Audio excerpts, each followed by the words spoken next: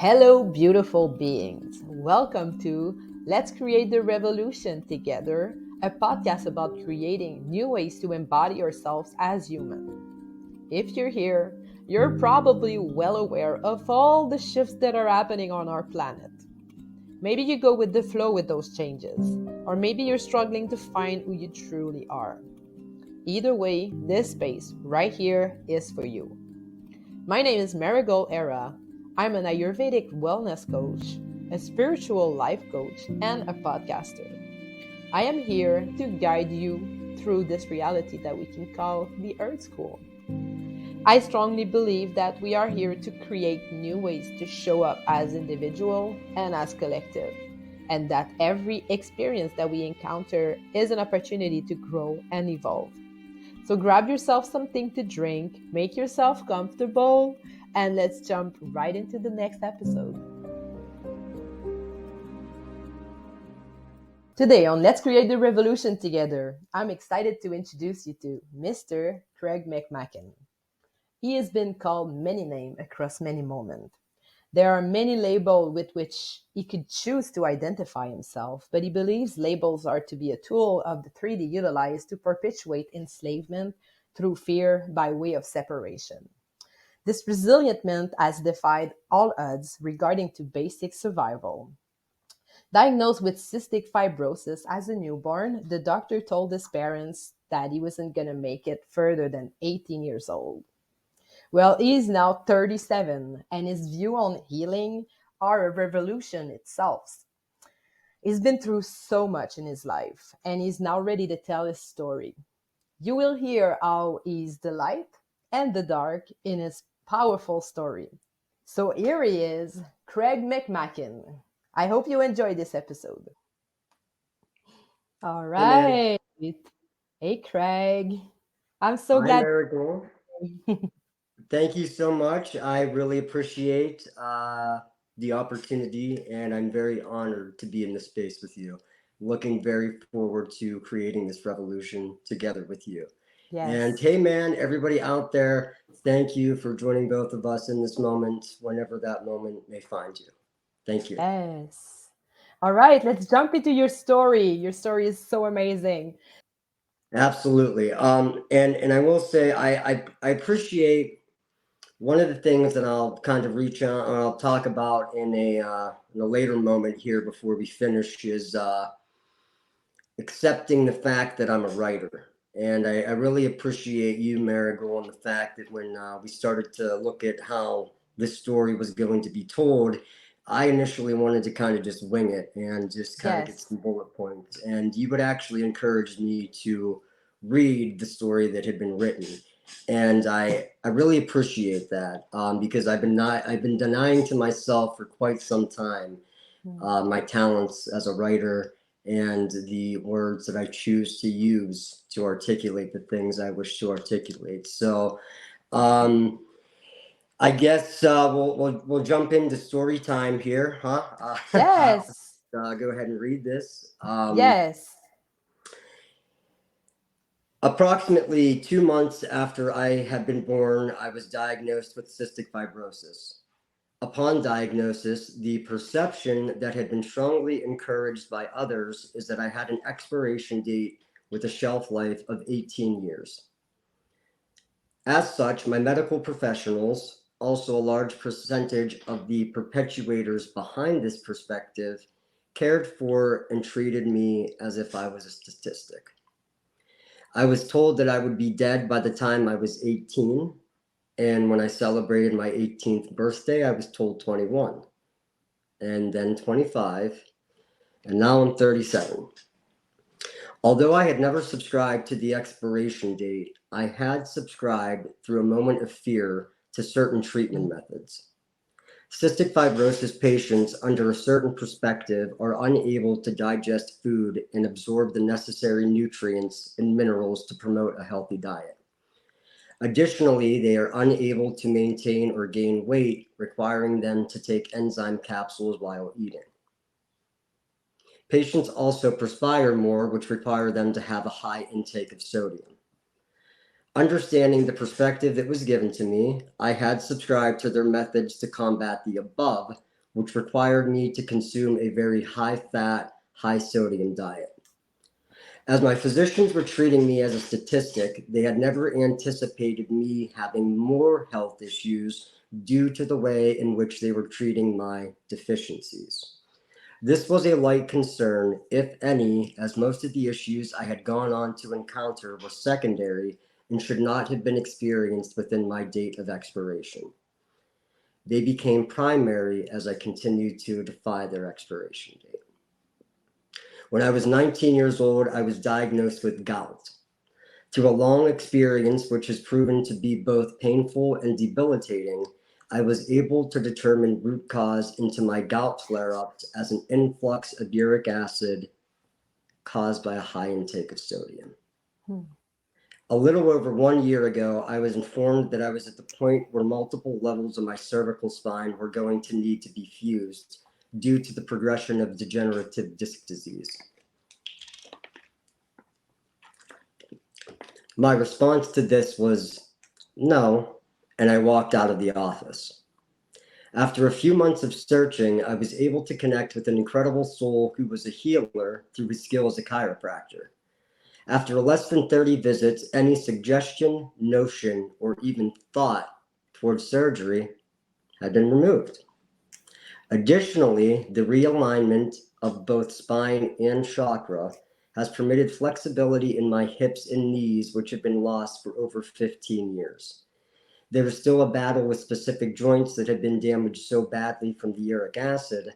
However, what I was told would be permanent is already turning into a contradiction. Lastly, and maybe the most important, in 2018, I was diagnosed with mandibular jaw cancer. After a grueling process which involved removing my fibula from my left leg and reconstructing my right jaw, I went into an abyss I did not at that time think I would ever leave. My quality of life had been changed, of course. However, my perception of that quality led me to believe that it had not been changed, rather degraded. For a very long, solitary period of time, I had reflected on what I had lost. My energy level, my face, my teeth, and my good looks. Out of all of the things that I had wanted to return, the only characteristic that had was my energy level. While I may have physically undergone a few changes, what I had actually lost was all derived from ego. This may not seem to be as significant as I am making it out to be, but to me, this was the largest turning point in my current life. This had caused me to look inward, to operate from my heart, rather than looking outward and operating from my ego. I hated myself because I lost my only insecurity blanket, which is security through insecurity. Mm-hmm. My fear had been driven from the expectation that without my insecurity blanket, people wouldn't like me. Two things happened with that fear, the first being immediate and the second not so much. The first immediate thing to happen is that I started to believe what I had believed others were thinking about me. And the second, through a long process, which would not have occurred without the first, is that I slowly realized, man, I was the only person having those thoughts about me. It had taken over 200 lift rides while wearing a mask the entire time to realize that people were enjoying my company, and they couldn't even see my face. What a concept. After surgery, I was on a high dose of opioid pain medication. And once I had improved, I was told that I would need to be on nerve pain medication for the rest of my life. I had found solace in substances that allowed me to disconnect from my mind, my heart, and my soul. Had I experienced physical pain initially? Of course. However, as the physical pain healed, a deep-seated pain caused by a broken heart would get worse, and no amount or variety of substances can heal nor fill that void. At my worst, I was sub 100 pounds, lying on my couch, waiting to die. Unsurprisingly, while in my frail, detached emotional state, my body had also become frail. I am not sure what had caused me to make the choice to drive to the hospital. My body was deteriorating, but I knew that, and I thought that I was okay with that. After a few days, the physicians were confident in the progress I was making physically. And by that, I mean that they were happy that I was even eating. It was now time to address the point of singularity, the root cause. Whatever label you would like to apply, it was time to look inside. It's time to feel. The perception that my physicians offered was that I was passive suicidal. At a very high level, I would never take my own life. However, I also did not care in the least what may happen to me, including death.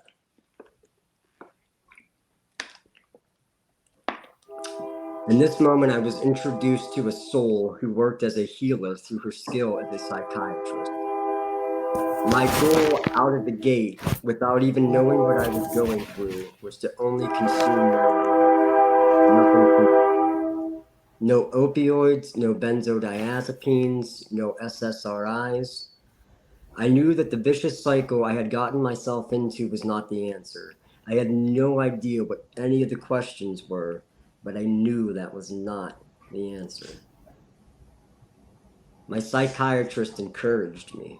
Truth be told, she was actually the only one who did not enable me.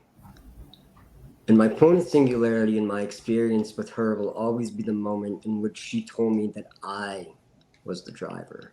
She was merely just the passenger. She may suggest that I not drive off of the cliff, but that decision to stay on the road is mine alone. At 37 years old, I finally believe in myself. Not a facade through an ego-driven insecurity blanket. I believe in the me that I have always wanted to be, and that belief allows me to be. I believe in what my body is telling me. I am now subscribing to my own truth rather than allowing somebody else's perception define my reality. In so doing, my diet has altered from high fat, high sodium to meatless alternatives. Soda is being replaced wholly by water, and alcohol is not a thought outside of writing this now. 4 years ago, I was dragging myself across the floor to use the restroom. Today, I'm in the best physical shape of my life.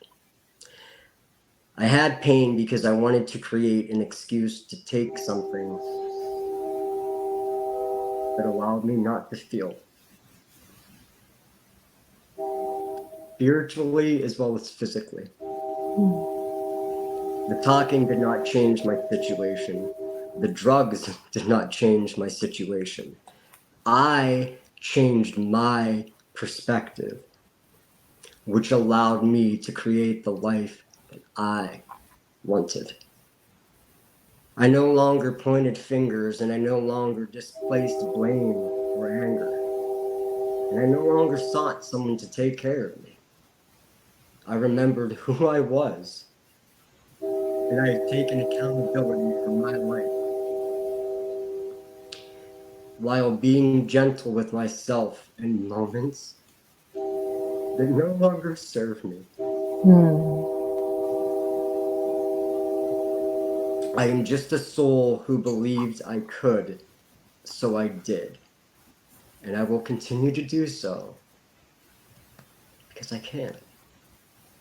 I can. We have the control to change our perceptions. If we change our perception, we can change our lives. And if we change our lives, we can change the world, man. All it had taken was no. No, I will not accept your perception of my diagnosis and treatment plan. No, I will not accept my perception of my value and my worth. When we change our perception, we manifest the life that best serves our highest selves. We are introduced to healers who may also say no. But if our perception is not serving our highest self, we might be meeting enablers who say yes. Yes, you are not worth it. Yes, you are not valued. Manifest a life that serves you. Say no when it doesn't feel right and say yes when it does. When you manifest the life that best serves you, then you can manifest the life that best serves others. Perception, my friends, is a subscription service. If it's not serving your higher self, unsubscribe. Unsubscribe.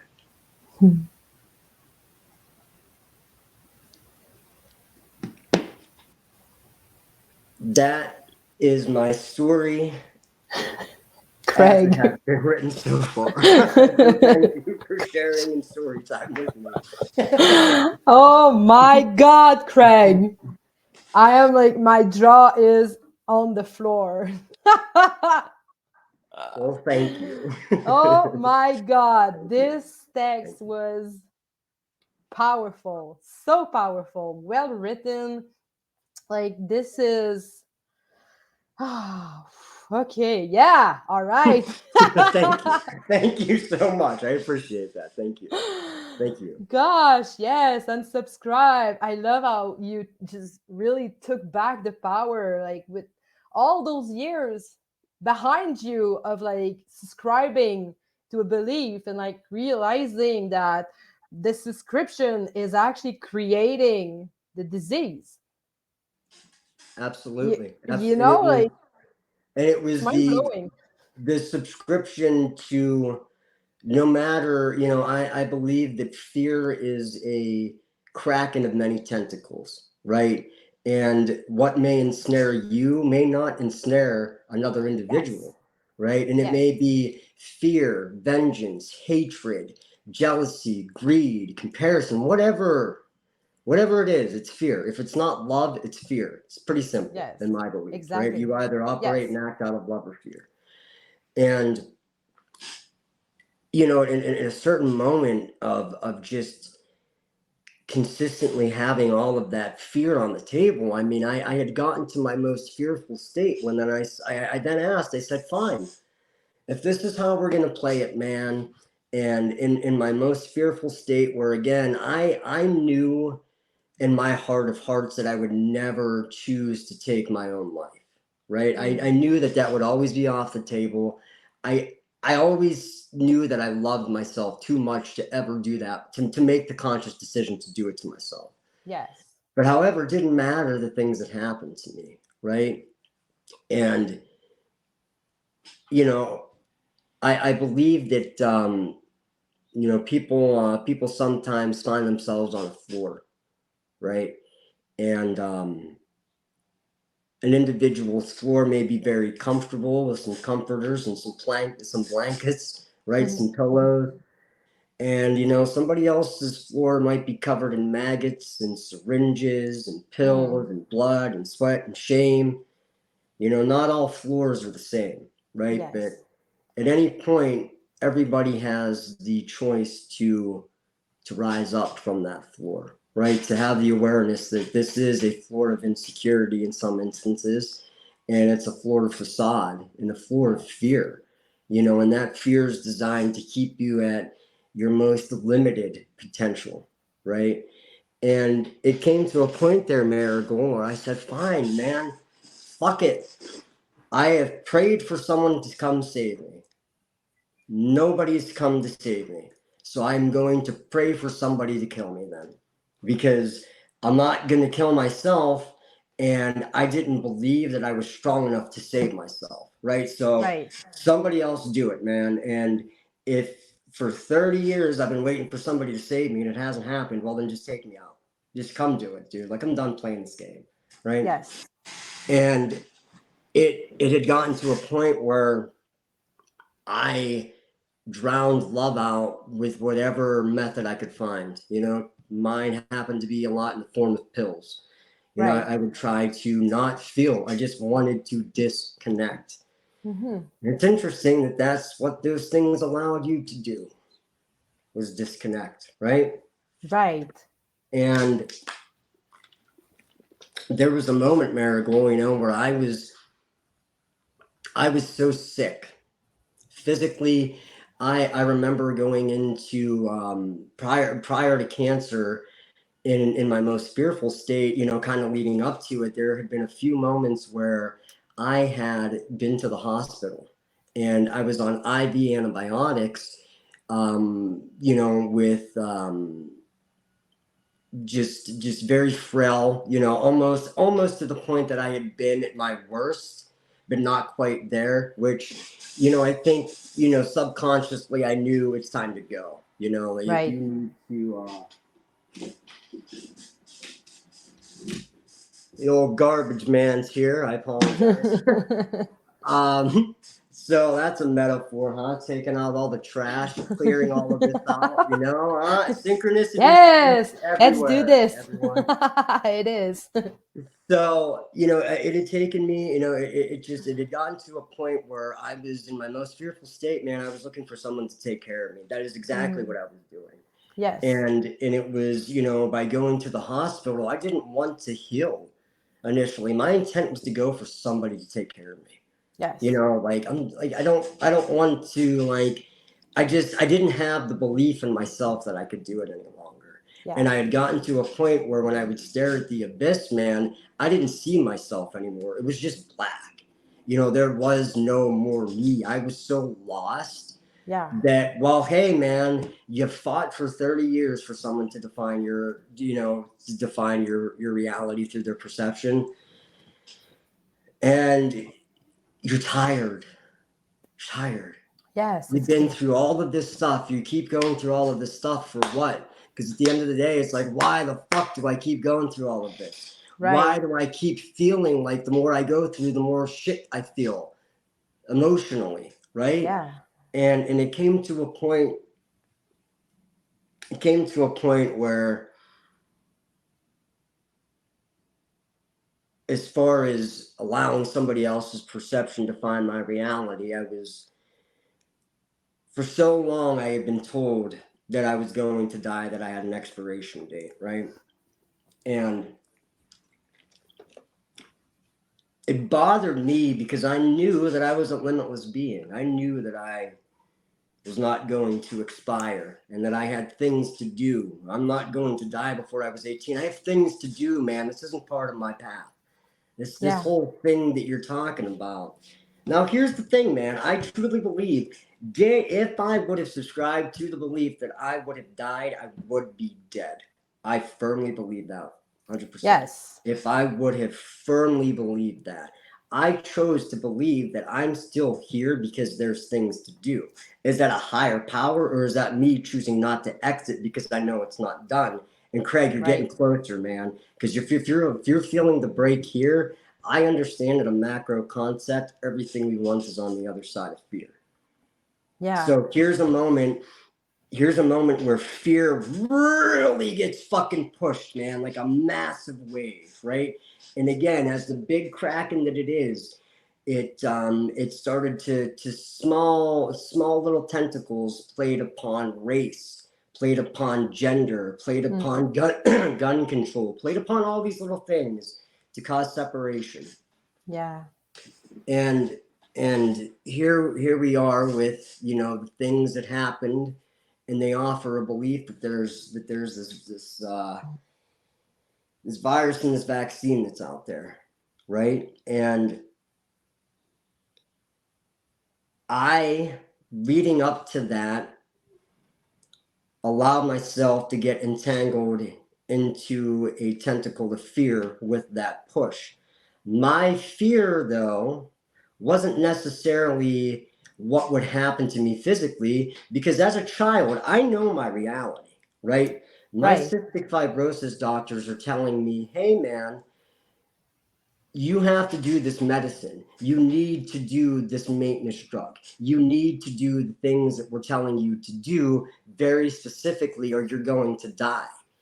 And the true reality of it was, for my entire childhood, I had both of my parents battling with me.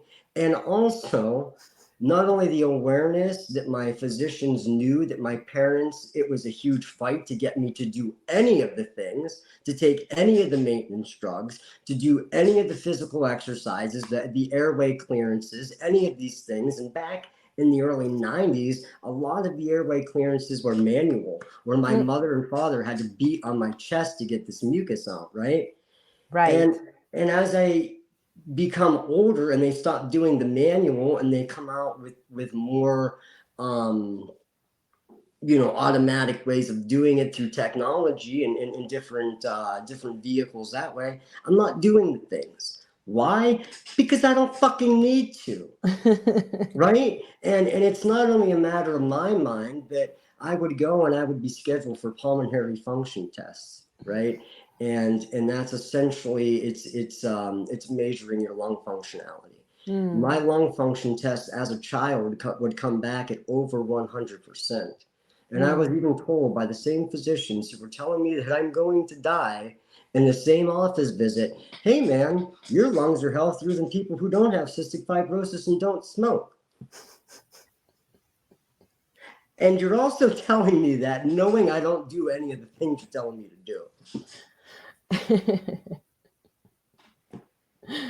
Right. So, It's so funny how the mind can actually create. I love the whole concept of the expiration date. It's so funny because we all have one, right? Like, we're not gonna live forever. Everyone on this earth is gonna die. Like, this body is gonna die at one point, right? So we're all gonna be expired at one point. But to have someone that has like the authority, let's say, and to tell you that this is your expiration date, like whatever it is, 18, 50, right. 90, whatever, but to know. And it's so easy to subscribe to that, right? Because you're not sovereign of your own health in general. You're I don't know, you're waiting for the doctor to tell you what's going to work, what's your diagnosis, and then to put on you an expiration date. It's just like, like, like Yeah, it's funny. The concept is funny for me. exactly. And you and it, the way that you had said it too about an authority, right? And Yes. man, Marigold, that has been such a huge theme for me my entire life too. Yes. It's having an issue with authority, with people telling me I can't do something. And it was Right. demonstrated the most with that cystic fibrosis physically, right? You cannot, you need to limit yourself. Do not even try to attempt to play sports because you won't be able to keep up. I'm one of the most, I enjoy challenging the physical world. It's one of the Yeah. things I enjoy doing the most, right? And it's every step of the way, the things that they told me that I would not be able to do, I ended up being able to do. Now, however, my fear, my overall greater tentacle of fear is vengeance. Has been ever since I was a child, and proving Yes. it. I will prove to you, Right. motherfucker, right? So there's always a chip on my shoulder. And Yes. who I believe were really, who was I really projecting that to me? Or to? I know I was projecting that to me. I was Yes. talking to myself, Craig, what do you have to prove? What's still going on? You're Yes. challenging, and so before I get into that, my breaking point, in this huge push of fear with cystic fibrosis, when I just finally said enough is enough. I'm not allowing somebody else's perception to define my reality. Was I had an office visit and the discussion of the vaccine had come up, Right. and although I had allowed fear through way of me wearing a mask, that's how I allowed fear to set in, because of the judgment from other people, which goes back to the lift ride in my story, right? I needed that operation of fear to hide myself, to realize that it doesn't matter what I look like, right? I Exactly. had to put the mask on to have the awareness to take the mask off. How about that, Yes. right? And that's metaphor, that's literal, whatever it is, right? And also, you'll come to find I speak 99% in metaphor and symbolism and imagery. Very rarely do I talk literally. So I tend to I've driven a few people crazy with that before. So but my breaking point was finally after 30 years. I had been in the things that I had been involved in, and I didn't outline this in my story, but in 2011 I had a chest surgery. I ended up getting about half of my left lung filled with fluid. They did a procedure, it's called a thoracentesis, where they're essentially getting this big gauge syringe through your back to suck out pockets of fluid. I had Wow. so many pockets throughout my lung that they had to do an operation with chest tubes. And I was told again in that moment, hey man, this doesn't work, you're dead. It's like Right. every fucking moment I have with these people, hey man, you're gonna die. Like, here's the sucker, thanks for coming. Enjoy that sucker though, you're gonna fucking die. Like, okay, man.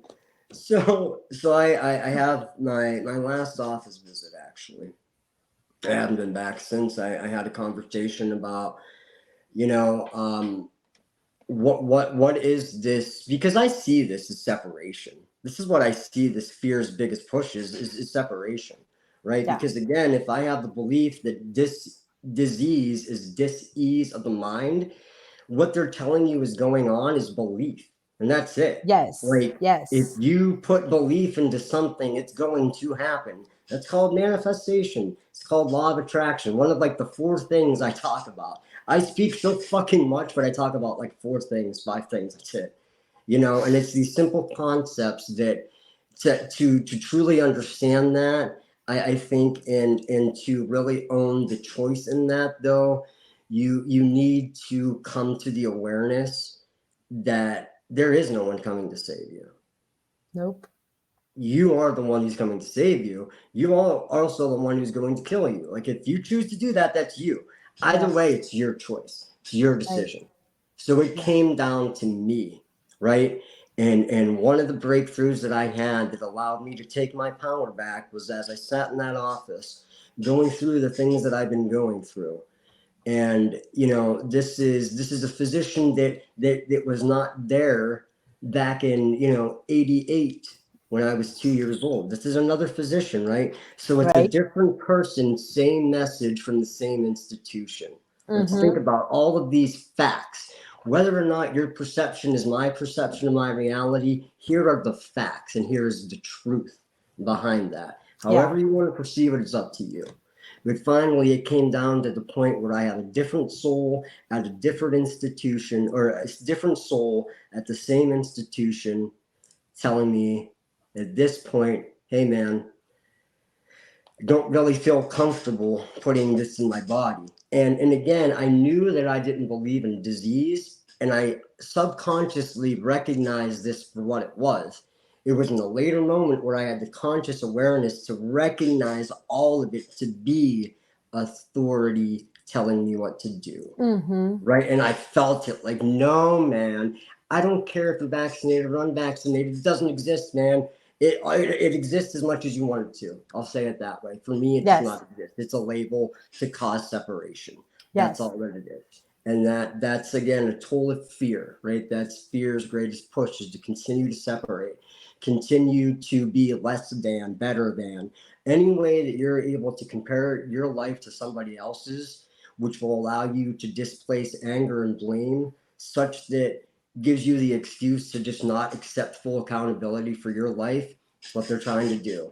Because the moment that you say, fuck it, I'm accepting everything that I do is a result of what I'm putting out into the universe, Right. everything that I'm going through as a trauma. And I view trauma as nothing more than an experience that we allow to define us for a moment. However long that moment defines us is up to that individual, right? Some of these moments that I'm going through have defined me for 30 years, right? Subconsciously, now it's consciously the awareness of saying, oh God, this is how it has, though, right? And when I look at all of these things that I have gone through, and I know for me, here's my greater belief is that as co-creators in this simulation, these traumatic events that we go through are merely just evolutionary checkpoints for our soul, right? It's what we've co-created with ourselves. Yes. Your higher self knows you better than you do, right? Nobody else knows you better than your higher self, right? And if you are your higher self, it's all together, right? You just Right. gotta blend it and merge it and allow it to just be, right? Right. And every situation, I know for me, I have to be in the deep end of the pool, whether or not I know how to swim. I believe I fucking know how to.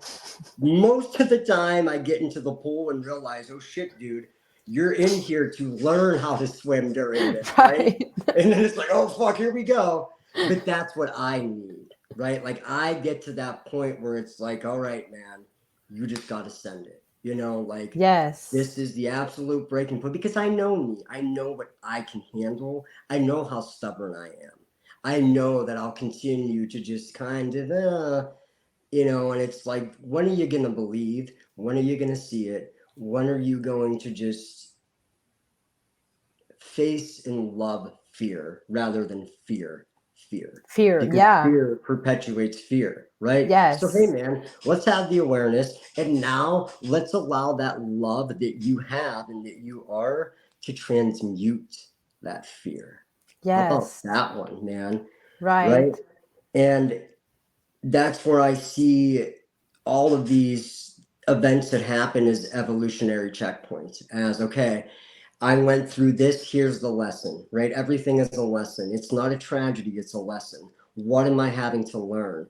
And guess what, man? If you make the decision, and I believe if you have the awareness and you make the conscious decision to go against that, oh boy, do archetypes and situations really intensify, right? Yes. And it's gonna keep coming up in every different aspect of your life. And so you sit back and you say, fuck, man, it's like one or two things, that's it. Like these are the things that are holding me back, and the moment that I had was just, I'm going to reclaim my power. I know who I am, all of the things that I just said, and I'm going to sit here in an office, and I know that cancer brought with it the death of the facade, right? Because the ego is still there, absolutely. I'm loving my ego and not fearing my ego now, though, right? And Yes. You gotta work together. Like you cannot like extract your ego. You're gonna die.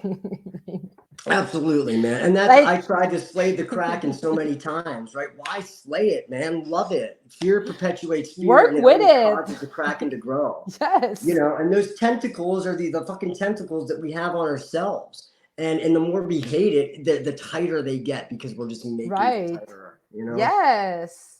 Yes. And Like so, when we realize we have so much power like that, like the more you realize that, the more sovereign you begin to be, and the more sovereign you begin to be, the more trust you can build in your own ability to be in charge of your own freaking life. Right. And is it not a surprise then, once we have this belief in that sovereignty, that we start seeing these things manifest in our lives? Yes. It's knowing, it's stepping into the unknown, knowing that you're knowing yourself. And that's enough, right? Just saying, fuck yeah. I don't know how things are gonna happen, but they're gonna happen because I know what I've been putting out and what I've been getting, right? And if you keep doing what you've been doing, you're going to keep getting what you've been getting, right? Exactly. So I finally made the decision, well, fuck this, dude. After 30 years, why am I coming here? Why? Why am I amusing you to come here? And so my last office visit with my physicians, it was a matter of another physician telling me, well, it's your choice in regards to having the vaccine. And I said, well, it's my choice not to get it. And the response was, yep, It's your choice to die. Again. You were gonna die again. Right. Like, come on, man. I'm not really good at math, but you've been saying it since I was 2, and I'm like 37 now. 37. Like, come on. And that was it. That was the moment. And things after that, Marigold, I didn't just to say, oh, I'm gonna be a vegan. Dude, I'm not a vegan. I don't subscribe to those labels, right? Right. I no longer eat animals because eating another soul like that does not resonate with who I am any longer. Yes. Right? Whether it be a creature from the sea, the air, or the land, right? And it started with, me changing. Well, fuck, dude. They're telling me all of these things. And not only are they telling me still that I'm going to die, but then I found out with gout, it's salt. Salt is the thing that's allowing me to feel like I'm paralyzed. Salt's the thing that's causing me to drag myself across the ground. Yes. And who's pushing the salt? The same people who are telling me I'm going to die. Right. And then they have this they have a drug that comes out that they believe to be the cure, and a comment that had been made, and I had taken this for a moment, and a comment that had been made was, yeah, ever since people are on this new pill, we're having a lot of patients who are getting obese. Well, that's great that they're gaining weight, but they're getting obese. Should we not stop and think about the things that we were telling them to eat? And now instead of now we got to change their diets, but none of this stuff mattered because their expiration date, I'm not any different. I was a statistic. Their expiration date was mine. Feed them whatever they want, but they're not going to get diabetes. They're not going to have any kind of heart conditions because they'll be dead before they even get there. Right?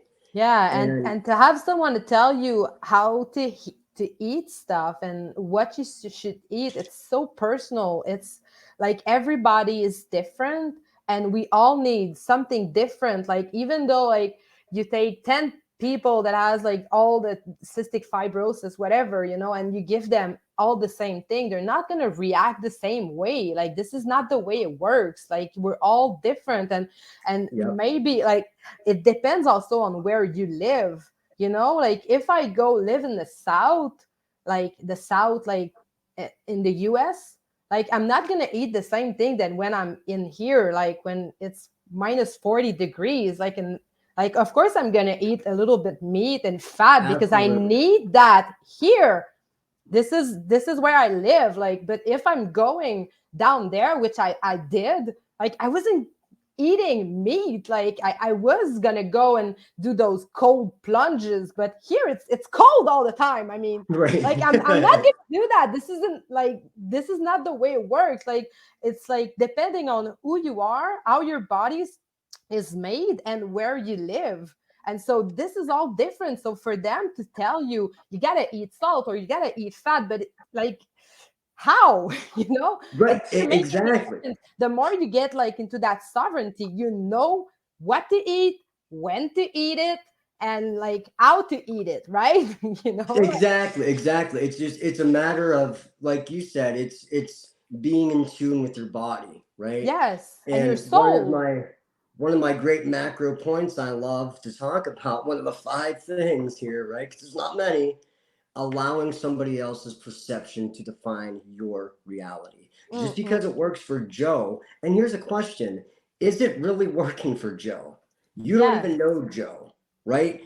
I could be talking to Joe and Joe's telling me none of this shit's working. I don't know what the fuck they're telling you is working for me, but none of it's working for me either.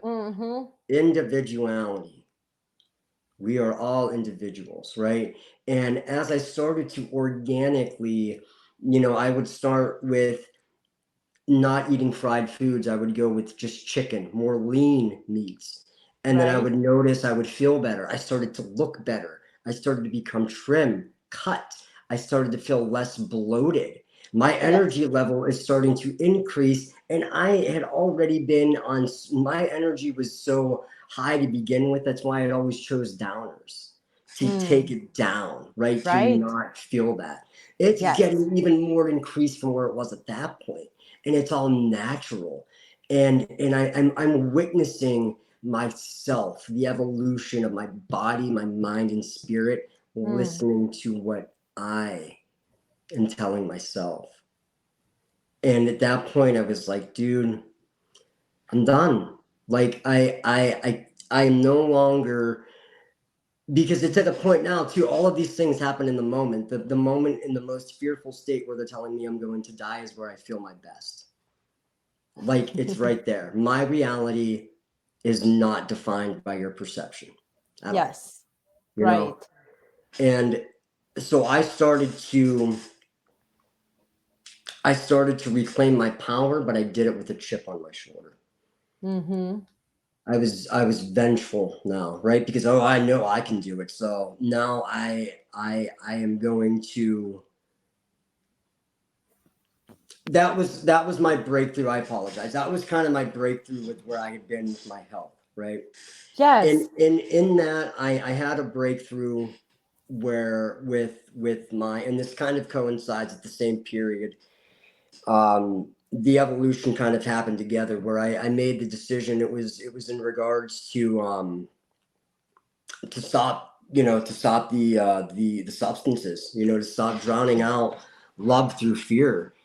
And there have been times. I mean, I had been on a very high dosage of opioid medication. I mean, I was prescribed 30 milligrams every 3 hours, for a 130-pound man, and that, woo, after cancer, man, I didn't feel shit, right, man? There was For no sure. physical pain, there's no emotional pain, there's nothing. Nothing. But what happens when it ends? Fuck, you're gonna have to feel something. Let's perpetuate it so that it doesn't end. And what does that mean? Well, let's create pain. Let's create a reason for me to take something, right? Yes. Rather than creating the sovereign choice and the accountability option to say, nope, I'm done. Let's create more insecurity and say, no, dude, you need this. Stop, you need this. It's the cancer, it's the cystic fibrosis. All of these things are happening to me, and I was at a point where I was looking at going on disability, Social Security disability, because that was the point in which I was just looking again at somebody just to take care of me, right?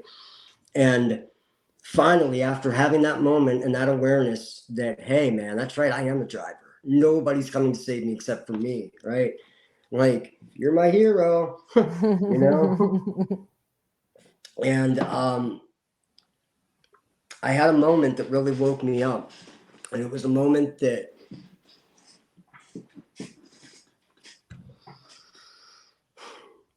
I was over my friend's house, and she's like really a sister to me, man. I was over at a friend's house, and her and her husband were there with her child. She had I believe she has 2 children now. She only had 1 child at this time, and I believe he was about, I don't know, 2, like a little, like right around 2, a little Right. before 2 years old, and so they had a baby gate that separated the basement from the first floor of the house, right? And I'm agile, like I like to be a monkey, especially now that I'm back into the fluidity of my joints. And turmeric, my goodness, I would just throw one plug out there: turmeric for inflammation.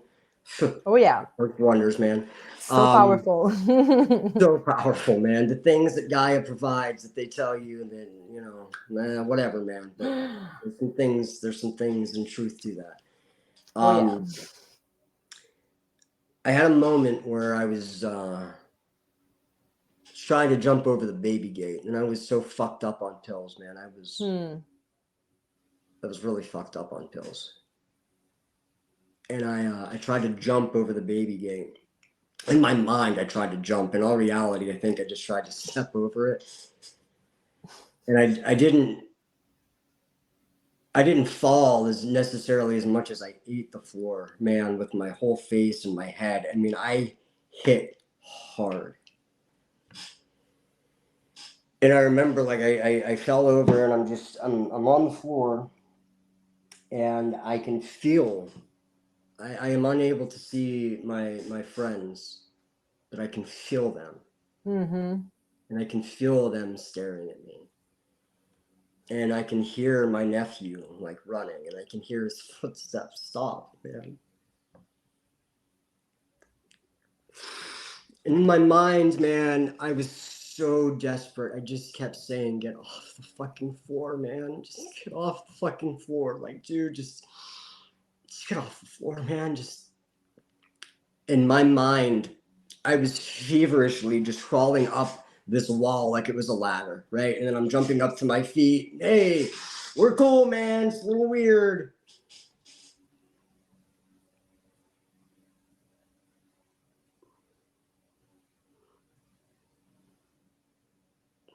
And in all reality, man, my hand was like, I didn't get off the floor when I wanted to get off the floor. However, man, that message to myself to get off the floor, I have full conscious awareness as to what that message is now. Mm. And it was in that moment, that was the last time for about a year and a half. And things are just fucking blurred, man, as if linear time exists anyway. It was a long moment in between that I had seen them. And it came down to, you're a drug addict. You're hurting my family. Mm. You're hurting yourself, but there's nothing that I can fucking do because you're so stubborn, and you know that you have to do this. Like, I have to leave. Like, you're not allowed to come over. You know, you might hurt my son. You're hurting us. You're hurting yourself. Like, you can't do this, man. And I got pissed off, and I said, fuck you. Abandon me then, you motherfuckers. Mm-hmm. And again, it went on with the vengeance, right?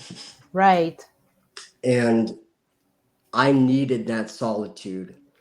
That solitude allowed me to face Hades. It allowed me to face the devil, to do the shadow work, whatever label you want to put on it, man. My belief, all of that is nothing more than just doing the inner work on yourself. Exactly. And it's an interesting perspective that an institution of the matrix known as religion tries to keep you away from facing that devil and having the awareness that it's the parts of the ego doesn't want to face. Why? Because they can't control it then. They can control a narrative that says that this entity is going to overpower you if you do something. Because it controls you from ever looking within to saying, fuck, I don't need you. Because I am and I can. And that's with everything. It's with belief of anything. I am and I can anything that I choose to be, and I create my reality. And once that is known by the masses, man, there's no more control. Right. And it's like Halloween. Ascension is not some date on the calendar, right, man? This isn't, this linear time doesn't exist, right? When we think about the past, we do it in the current moment.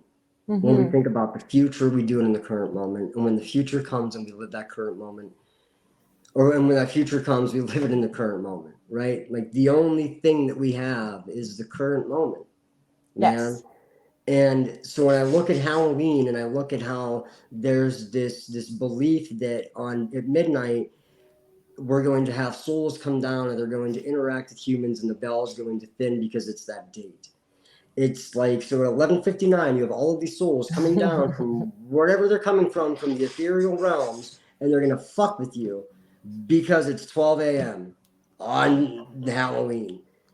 It's the belief, man. It's my belief is that it's the belief. It's that when you go into a haunted house and you see a spirit, it's because you've raised your belief to be on that frequency to be able to see that, right? Much like Halloween, the veil thins individually because you believe that it will, and then it thins collectively because enough people collectively believe that it will.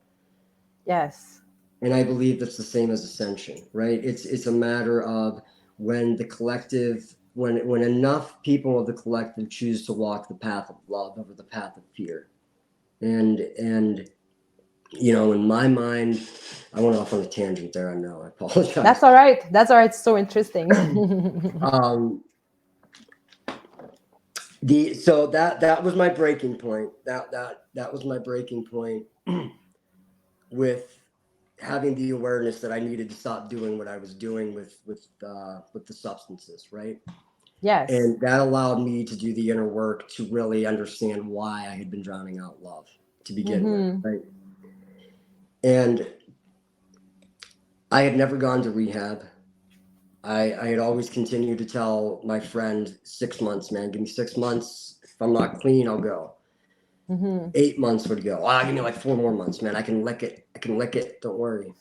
And it was at that point where they cut me off. She had said, no, like I'm stepping out of your life. And if you choose to go to rehab or not, it's up to you. I could have chose to die, right? Yes. And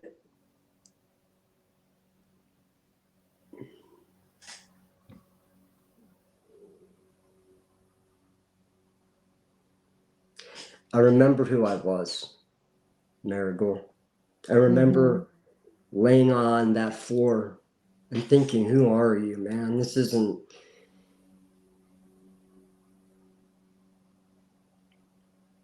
And it started with one intent. Everything starts with intent. And I said to myself one night, Craig, give me the strength to shower tomorrow morning, man. If you do nothing else, get in the shower, dude. That's it. It's one thing, man. And then that was like, whoa. I took a shower once every 6 days. Now I'm taking a shower once every 3. And then it was a matter of, Craig, give me the strength and allow me the belief to set the intent that I am strong enough to go down and do my dishes without taking a Klonopin. I am able to open up my phone and look at my bank account without taking 1.5 Klonopin. And slowly, as those things started to happen, bigger things started to happen, right? Right. And in this moment, man, I am choosing to appreciate the micro, because I know I talk a lot about the macro and a lot. And I'm choosing to appreciate, and I'm learning to appreciate the journey, not as much as the destination. Yeah. And the bridge, I would say there is one transition that allowed me to know. Because when I shared my story that I shared with you today, I shared it to a few individual souls.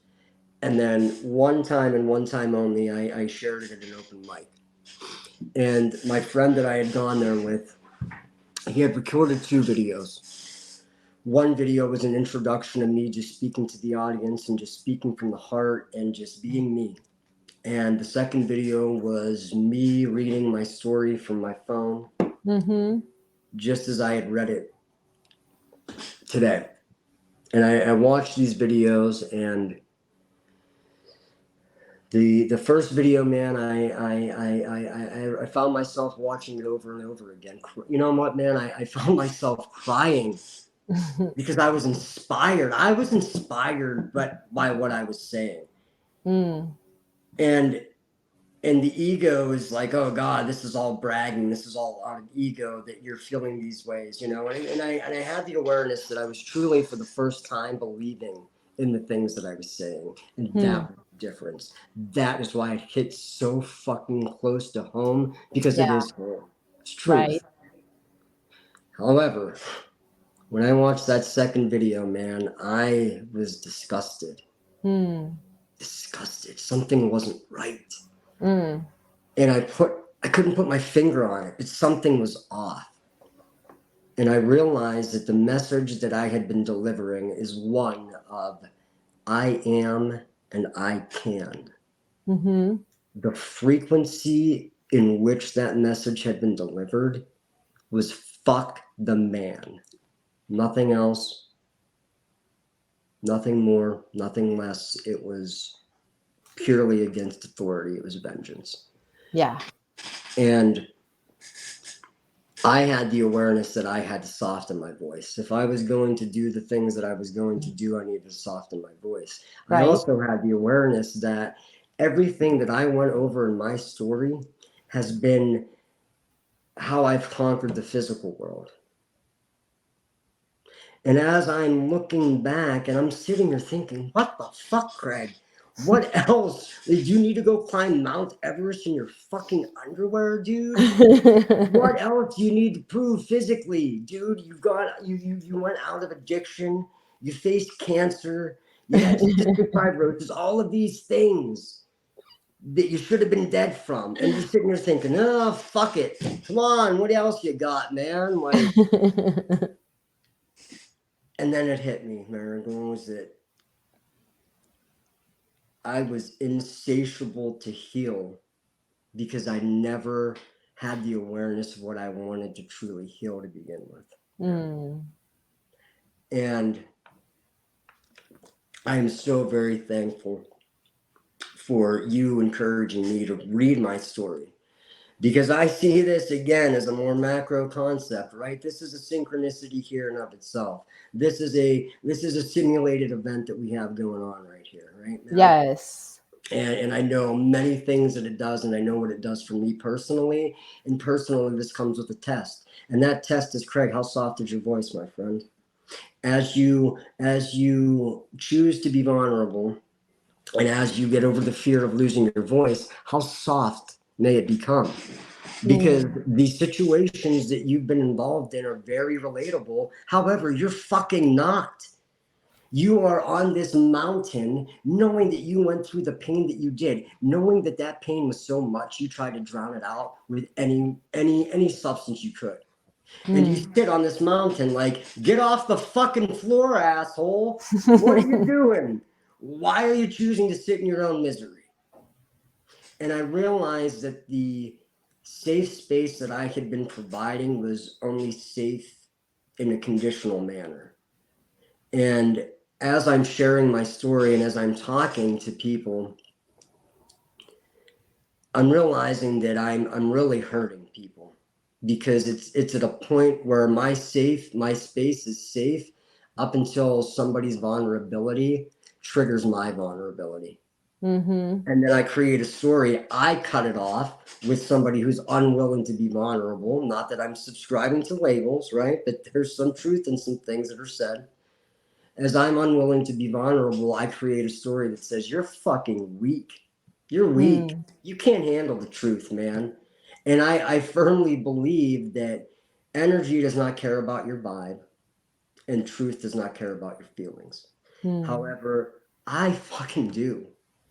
And I never displayed it though, Marigold, because I was so afraid that when they would become vulnerable and it would trigger my vulnerability, I'd be back on my floor. Right. You know, it would bring me back to a point that I didn't want to feel. I had gone from a point of feeling pain, disconnecting it, feeling it again, to trying to transcend it to a point that I never wanted to feel again. And I realized now I'm on a path of healing, not hurting. And I can still feel pain as I'm healing, but that doesn't mean that just because I'm feeling pain, I'm hurting. Complete difference, man. And Yes. having the awareness and wanting to heal. And I believe firmly every soul individually has one question that it asks, and it yearns to be asked to set it free. My answer to that question came well before the question was visible. Which also meant, and I'm not saying this is a precautionary tale, but that meant every fucking question that I had asked was irrelevant. Every moment of control, every moment of forced energy, all of it, man. It just put me into a place of dis-ease. Right. Right? And my answer is, letting go of the fear of losing my voice, right? My question, what shall it take for you to become vulnerable? Yes. And I thought, well, this is fucking easy. I had a simulated event where I was working with someone and sharing my story. And that allowed me to kind of create and write down my story, right? And that hasn't panned out, but I saw what that represented, not the literal. And I will work with this person, but Craig, here's the opportunity for you to write your story down. Here's that moment to capture it. Craig, here's Yes. that moment to go out and speak. Here's that moment for you to, even though everybody else in the crowd, they may not have seen that elbow that I had coming out with the Right. vengeance, but I saw it. It was enough to make Yes. me think, oh God, Craig, this is fucked. This isn't your path. You're not ready. But again, it's going into that pool, not knowing how to swim, thinking I can, only to realize, shit, okay, wait, now I'm going to learn. Okay. And then I'll be ready and then I can swim in whatever fucking pool I want to. Yes. And, you know, I realized, man, that my inability to challenge that emotional world led to a lot of me over challenging the physical. And a lot of vengeance and disconnection of pain, right? I was like Right. Kyle Reese in the Terminator movie, like telling Sarah Connor that pain's a frequency, just disconnect it. You know, like how fucking toxic is that, man? You know? And I I sat back and I'm looking at all of the things that I'm saying in regards to challenging the physical world in that one video, and I'm realizing how abrasive the voice is. I'm realizing how people hurt others in my intent to try and help somebody instead of Yes. saying, hey man, you can get off the floor, man, no matter what you're going through, man, even if it takes baby steps. But no, it was get off the floor, fucking jump. I don't even want to see you crawl, motherfucker. Jump. Jump off the floor right now because I want to see you go from A to Z. Because if you fall anywhere from A to Z, it might trigger me, and I don't know how to fucking deal with that. You know? Right. And that was my bullshit that I was dealing with. And then I realized as I come into this moment, kind of where I'm at right now, it's having this awareness of all of these things, right? And all of these synchronicities, all of these things are moving quickly. And I'm Yes. realizing, I was part of the Conscious Business Accelerator program, right? Yes. Through FTP, and that allowed me to really do a lot of that inner work. That allowed me to really stop and say, Craig, what's going on? Like, what are you afraid of? Like, what is your true unwillingness to be vulnerable? What shall it take for you to get over fear of losing your voice? Because in my mind, in a moment, I thought it was just going up and speaking my truth. But again, when I did it, it was with that chip on my shoulder, right? Exactly. How do you adjust that frequency? And it's learning how to accept love. Yeah. And a large part of my imposter syndrome that I've always felt that I've had, and again, it's been represented in so many different facets of my life, but in this moment, I project and give love, but up until this moment have been open to receiving it. And there had been two moments in my childhood. And again, trauma to me, in my mind, is nothing more than an experience that we allow to define us for a moment, right? Yes. And and again, everything is designed and synchronized when you're ready, right? And these opportunities come in when you're ready.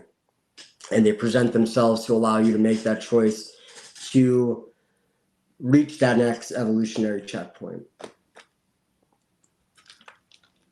That is so true. You know what? I have to say this actually resonate a lot with me. Like I know this, I recognize you as some kind of a warrior, right? And I see that in myself as well. So of course I see that in you. And I've been on the same path of being tough, having to fight. Like I'm a warrior, so I have to fight. And I've come to the realization of um, I have to be ready for a fight, but I'm not provoking it. Ah, I'm just standing my ground, and I'm not like pushing this fight, like this intention, that how you call it, intention, like when you come from like, I'm gonna be tough, And lately I've been doing a breath work session, and it was so powerful, and it was like all in my hips, and like a voice came to me saying, confidence is soft. Like, this isn't mm, tough.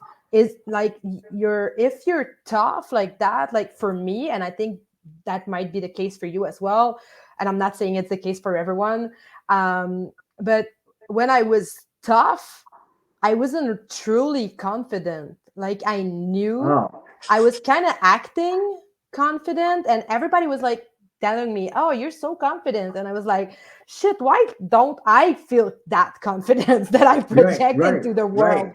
But like, this is where I feel like accepting love for warriors, it's a path.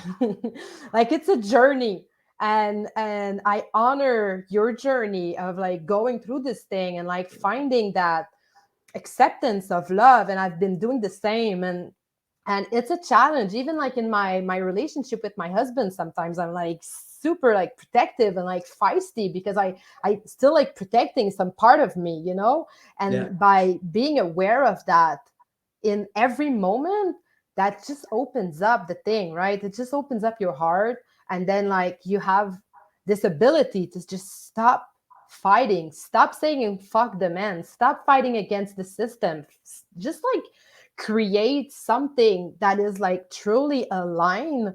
Like, this is way more powerful. This is how yeah, love is expressed.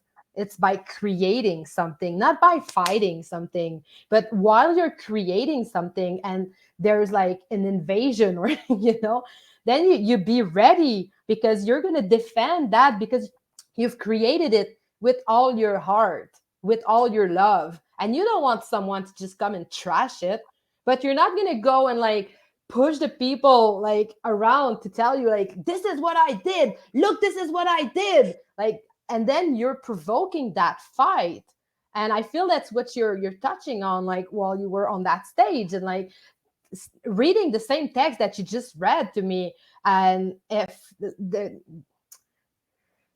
energy is so different, from like being wanting to just fight the man, and wanting to share a true story, and in a way that it's empowered and out of love. Like, the frequency of those two, like, I feel like this is the thing that is like the 3D and the 5D. And that, like, the more we see with the lens of love, the less we are like eager to just go ahead and fight, and like become warriors that are like just in tune, right? I don't know. yeah, absolutely, absolutely. And you, my goodness, Miracle. I mean, you nailed it. It's almost like I operate in a way that you do, in a sense where I expect confrontation. And if it's Yes, not there, well, then I'll create it because I expect it, right? And right. it's Your like, belief, well, yeah. Your yeah, if belief there's is no so strong challenge, that I'll you're create the creating challenge. it. Yes, Right. And like you said, man, it's fear perpetuates fear, right? It goes back to the macro. And why spend all of this energy, fearful energy, trying to bust this system, when in all reality, breaking the matrix is not about awakening in this vat of goo. It's not about having this plug pulled from your neck, man. It's simply out of love, having the awareness that I am and that yes, I can. And then right. by providing that awareness to others through your story, man, Yes, such that your experience may be that spark that ignites that belief in others, right, man? That is exactly. how I feel you believe. That's how you break the matrix. It's saying yes when it feels right, saying no when When it it doesn't, doesn't, and yes, having the awareness you have the only control, authority, and power to tell yes, you and choose for you which is right. That's it, yes, man. That's it. yes, And for so long, Marigold, I've had that chip, right? And man, here we are in this moment. And I thank you for this test. I thank you for this opportunity to just really demonstrate how soft my voice has become. Right. You know, and going through all of these physical challenges now, it's allowing me to challenge this emotional world, and it's allowing me to say, well, maybe I am able to be a little bit more relatable. Maybe I am open to receiving that love. Yes. And I look at, okay, well, what causes you to operate out of losing your voice? What causes you, because of that belief that your voice is going to be Mm. taken away, you need to operate that no one's going to fucking take it then. I will Yes. fight you before you even have the opportunity to take it. You're on the ground before you even reach for it. You know what I mean? Always Yes. back to the wall, fists up, man, right? Yes. And Warrior. what I've come to find, Marigold, is putting your hands up in defense is having the awareness to fight. Yes. Choosing to put your hands in your pocket and fighting with your heart, now that's having the wisdom to win, my friend. Yes. Exactly. And Like and I've there's a singer that says you can fight like this. mm, You don't have to be like this. You can fight like this. You can just open your hand and fight like this. And it's way more powerful because we're not here to do this. no, no, Not not at all. anymore.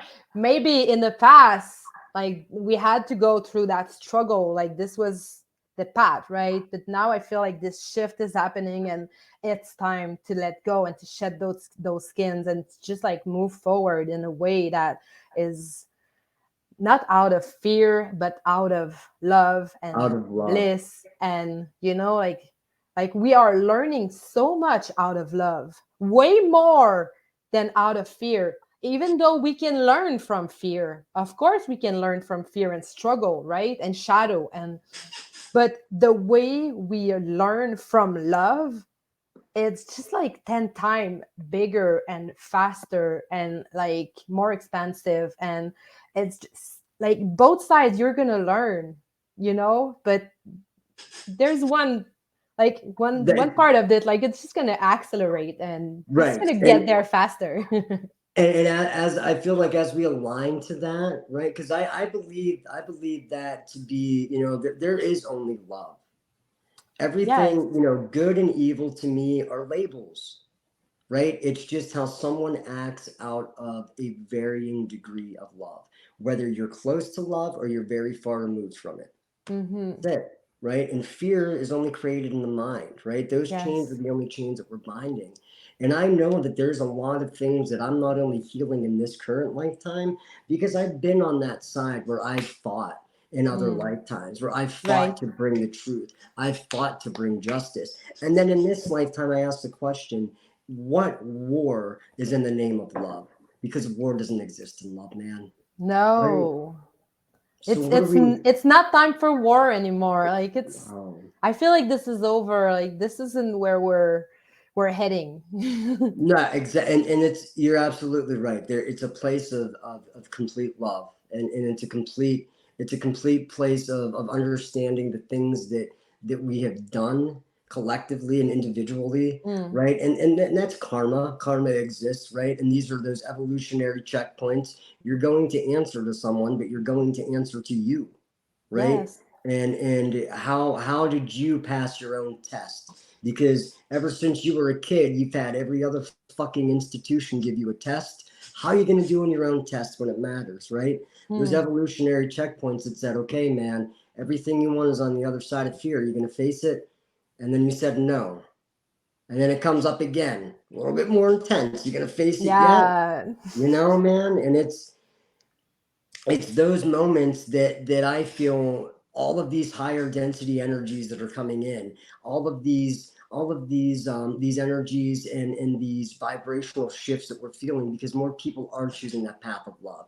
That collective consciousness is raising, right? And as all of these things are coming in, all of the higher density energies are coming in, lower density is going to have to rise, right? And I Yes. don't know. I believe in my firm belief that everybody is where they need to be right now. Everybody's on the path they need to be right now, right? Yes. I know in my path where I'm at, right? And I'm facing fear right now.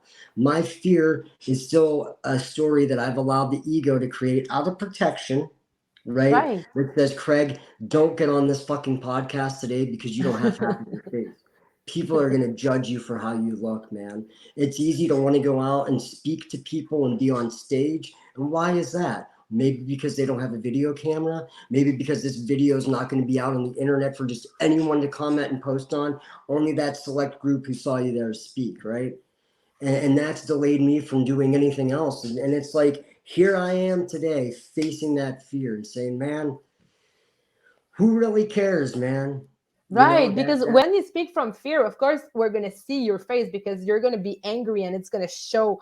But like when you speak from love, it's like in the eye, you know? Like the rest of your face, like it doesn't really matter, you know? Like we're not even seeing it. It's just an energy, you know, that you bring from love, you know, from the love of your own story even, you know. Like, and so like your face is not even showing. I've like if you would have like not say anything to me, I would have never known. and that's the That's greatest so thing, right? crazy, like Is you that were not the greatest demonstration of fear? Is that it only existed in my head? It right. only existed in here, I would right? have never And known. I go back to like the intensified situations. Well, Craig, you said you learned it this lesson during the lift with your masks. Did you really learn it then Right. if you're having this fear? And also, this situation's intensified because now it's not a conversation in a car. Now you're on fucking YouTube, pal. Right? Like, here it goes, intensifying again. Are you going to deal with it now, man? You know, so I have to laugh at it because it's like once you have that awareness, I see everything that's on the other side, you know? Yes. And for so long, man, two of the big things that have come up for me recently, the lower density things, the moments that have really, you know, defined me subconsciously are the emotional ones that I'm tackling right now. And one happened to be a moment in which I had experienced sexual abuse as a child. Mm. And in an isolated incident, I don't want to say incident, an isolated experience rather. Years later, my parents had gotten divorced as well. Mm. And that allowed me, based upon both of those, one with the abuse, I had this belief and story that I created, which went beyond people pleasing in the sense that I needed to fulfill a role in Right. relationships that I was in. And it's not even just romantic, but even as a friendship. I Mm. sacrificed my feelings for the other person because I Yeah. believed they expected it. And I believed that I owed them that, right? Right. And throughout the whole facade of the ego as well, from physical looks, well, maybe that's where that expectation was also set that people only want you physically. The only thing that you have to offer anyone is physical, right? Mm. And that's where the cancer comes into play. And Right. you know, as I'm looking at that, I'm like, well, damn, that's a pretty good reason as to why somebody would be afraid to lose their voice, right? Hmm. That's a pretty good Yes. reason as to why somebody would be unwilling to be vulnerable, right? Yeah. And not wanting to trust anybody. And then I realized also in quick succession that I also had a moment when my parents got divorced where I felt abandonment. And that abandonment, both of these subconsciously defined me. I had this moment of abandonment when my mother had moved to Ohio and I Mm. chose to stay with my father. She chose to stay. She chose to get divorced, and she's the one that had left the area. And I at that point, I remember even as a teenager, an early teenager, I remember saying to her, I don't resent you for the decision that you made in moving because that was what was best for you. However, when I chose to stay, I had developed a different relationship with my father because I saw him every day, right? Yes. And I created the story which was like, yeah, you did you, but look at the impact it had on me. Not Mm-hmm. saying I hold any grudges, but the truth is You made a choice, and that choice, however, vengeance, right? I said that choice had consequences. It had no Right. consequences, though. She made a decision, I made a decision, right? And Yes. I held on to that resentment. I held on to that abandonment where I did not want people to help me. I did not know how to ask for help. I did not know how to ask for love. And here we are, trying to ask for all of these things in this moment, because I'm ready to receiving them, right? And Yes. I'm at a place where I've gone from hurting to healing. So all of the things that I've done physically allow me the tools to challenge emotionally. As I continue to heal, my voice continues to soften.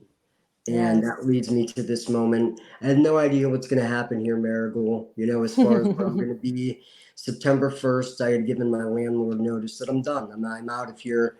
I'm unable to, this no longer serves me. Financially, I'm unable to do the things that I need to do to maintain where Mm. I'm at.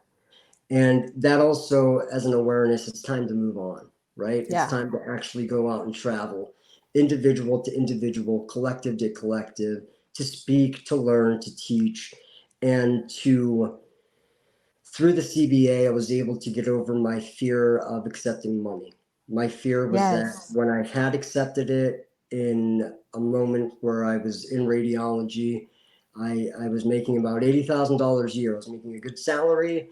I'd taken all of that energy and used it on strip clubs and drugs and Mm. alcohol.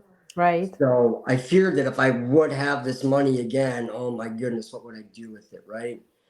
And Yeah. I So instead created, of fearing that money, just love that money, right? just love it, right? And Right. more importantly, love myself and believing that I'm worthy as I am Yes. to be willing to accept love, to be willing to accept money as a form of love for things that I'm about to venture out and do. Right. So that was a lot of tangents. Oh my. I'll I be loved honest, I don't it. know what I said. I loved it.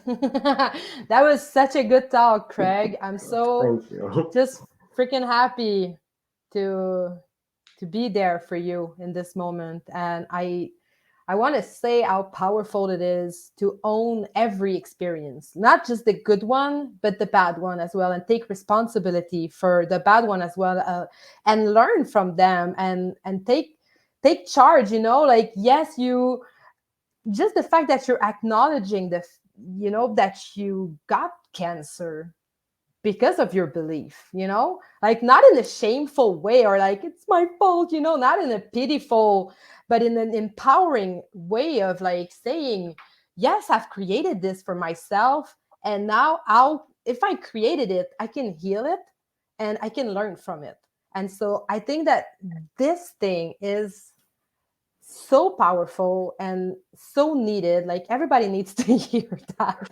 Yeah. To hear, like, it's just, I feel the same for so many bad stuff that happened to me. Like, I was bullied as a kid, and up until that moment where I realized that I've actually created that.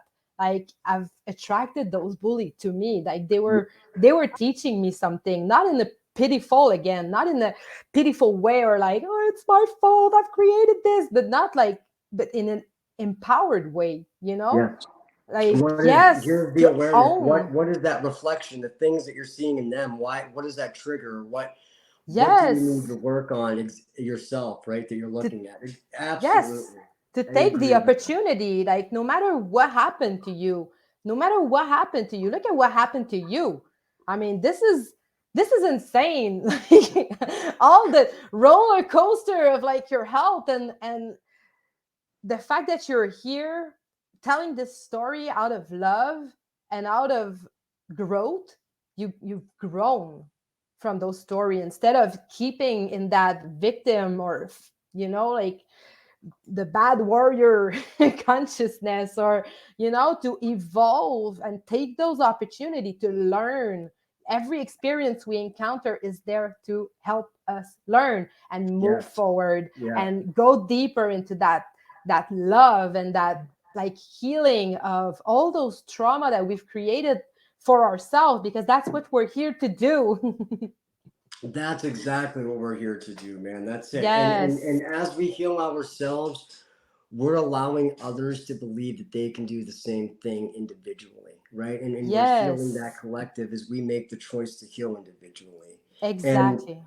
I would like to tell one more short story. This is about cancer and manifestation and attraction, because I feel that, like you said, man, when you really look back at the situations that we're in, when I remember when I was diagnosed with cancer, I was eating pretzels one day, and I was on the couch eating sourdough nibblers for about this was like 2 years before my diagnosis. Okay, I was eating sourdough nibblers on my couch watching TV.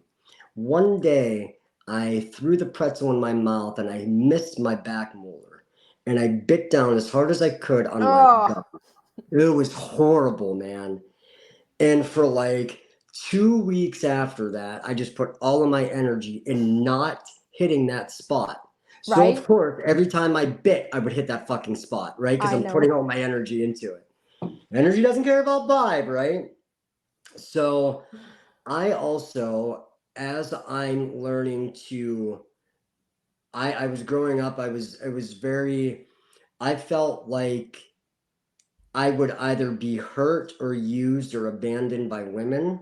And I felt that men didn't understand me. I couldn't relate to men because I was too sensitive. I was all of the things that men weren't, right? Yes. So, one thing that I held on to based upon all of the men that were in my life was chewing tobacco. Ah, I'll chew. I might not be able to resonate and act like I do on the inside, but physically, I'll chew. I'll look like one of the good old boys, one of the guys, right? So for like 2 years, I would say, I'm sorry, for like 10 years, I did not go to the dentist because I chewed tobacco, and they told me I was at a point where my gum would have to have surgery because I was having a receding gum line. They would have to Mm, have a recession done. right. A gum graft rather. So I'm like, fuck this, I'm just not going. I don't care about your perception. So I created this belief. I don't know why, but because I chewed tobacco, I allowed myself to say, Craig, you're going to get cancer. Don't go to the dentist because they're going to tell you that you have cancer. Hmm. And then I hit this pretzel, and for about 2 years, I put all of my energy into, oh God, that's going to turn into cancer. Oh God, your teeth are so jacked up. Craig, you're going to get cancer. This is it. And then I remember I met this one girl. And before she became my girlfriend, and before we had even met, we're talking, and I had this real big hesitancy to meet because my teeth were not as great as they once had been, because I stopped really kind of taking care of them because of the chewing, you know? Mm-hmm. Yeah. And when we finally got together and we became more comfortable with one another, she encouraged me to go to the dentist. And I kept telling her, like, man, look, no way. Dude, I'm gonna get cancer. I'm not fucking going. I have cancer. No, I'm not going. Go ahead, go ahead. I thought, okay, well, whatever. What's the worst that could happen, right? So at least this will allow me to heal, to get cavities taken care of. So the point in which I decided to go, it was because I saw a sore on the back of my molar. It was on my gum behind my molar. Hmm. And a sore started to develop where I chewed on that piece of pretzel. And I look in the mirror and I go to the dentist and I see this sore and I tell them my fears. And he tells me that he believes that it's a wisdom tooth that's impacted. There's no cancer. He really does not believe there's cancer. It's a wisdom tooth. That thing that happened with the pretzel was a freak accident. It's actually a wisdom tooth causing the sore. They had Mm. x-rays taken which confirmed the impacted wisdom tooth creating the sore. Mm. I, out of the belief in my mind, said, can you please send this in for a biopsy? Because I feel like I could have it. And he's like, man, I don't really see the point, but okay. They sent the biopsy in, and it came out positive as the lowest possible carcinoma in retrograde. The proof was there that that sore was from the x-ray. Now, Hmm. and it's interesting how much of my energy I put into that in order to manifest that which I already knew I had to create in a way which allowed me to remove everything that I did acting out of my ego to the evolutionary checkpoint to now be able to talk with the soft voice, the things that I'm discussing with you out of love. I Right. think I've said everything I've had to say now. I think that's it. Awesome. Awesome story. So you want to Thanks. say how people can reach out to you if they want to hear you speak again, or maybe hire you to do a conference or something? Oh yeah, man. Yeah. So feel free to reach out to me. I'm new to this whole culture here, man. Me too. All right, yeah, look at us both go. Self-employed Yeah. All right. Want to like message me on Facebook, On Facebook. Craig McMackin, Cool. Marigold. I know you have those details Yes. there. Yes, they're gonna be in the link below in the description. Awesome. Cool, man. Yeah, feel free to like message me there. I don't know, man. Reach out to me there. I'm also on Instagram. I'm on YouTube. All of this is just starting. Like this is the Right? first step into doing this. So there's really nothing on my channels, really nothing on my page outside of my Facebook. I post a lot of just kind of what I feel, my beliefs, some of my poetry and stuff on there, man. Man, I'm really looking forward to hearing from everyone, man. I'm looking forward to speaking with so many people, man. And Marigold, this has Yeah. been such an opportunity to allow us to create this revolution together, man. And it's not something that you have to be on a podcast for, right, man? It's something that every individual Yes. has that opportunity to create the revolution. And Yes. I believe that revolution lives within your heart. And it's rather a revelation once the mind understands it, man. Exactly. Thank you. Thank you. Thank you so much.